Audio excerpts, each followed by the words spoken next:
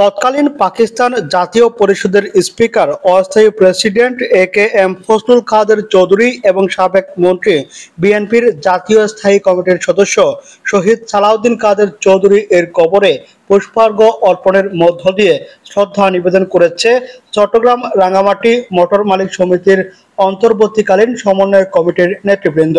রবিবার ৮ সেপ্টেম্বর গহিরাস্ত কবরস্থানে গিয়ে কবর জিয়ারত ও পুষ্পার্ঘ্য অর্পণের মধ্য দিয়ে শ্রদ্ধা নিবেদন করা হয়। এ সময় উপস্থিত ছিলেন সমন্বয়ক সার্বিক কাজী আব্দুল্লাহ আল আনিসুজ্জামান, সমন্বয়ক সাধারণ মোহাম্মদ শাহ আলম মাস্টার, সাংগঠনিক সমন্বয়ক মোহাম্মদ এমদাদুল হক, সচিব দপ্তর আলহাজ মোহাম্মদ আব্দুল শুক্কুর, সমন্বয়ক রফিক কোম্পানি, জানে আলম কোম্পানি, ইমতিয়াজ রোবেল, কাজী রাশিদুজ্জামান জুয়েল, শ্রমিক ইউনিয়নের অর্থ সম্পাদক নাইম উদ্দিন, সাবেক কার্যকরী পরিষদের সভাপতি জালাল উদ্দিন চুনচুন, মামুন, রিয়াজ চৌধুরী, পৌর যুবদলের যুগ্ম আহ্বায়ক কাজী মোহাম্মদ শহীদুল হোসেন, আব্দুর রহমান রনি, জসিম সহ আর অনেকে।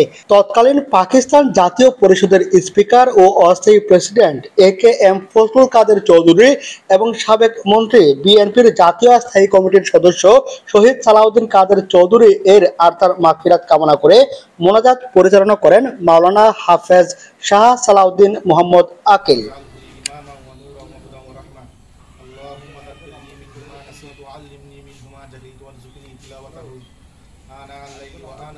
আমি শুয়ে আছে আল্লাহ বেলা হিসাবে জান্নাত দান করো।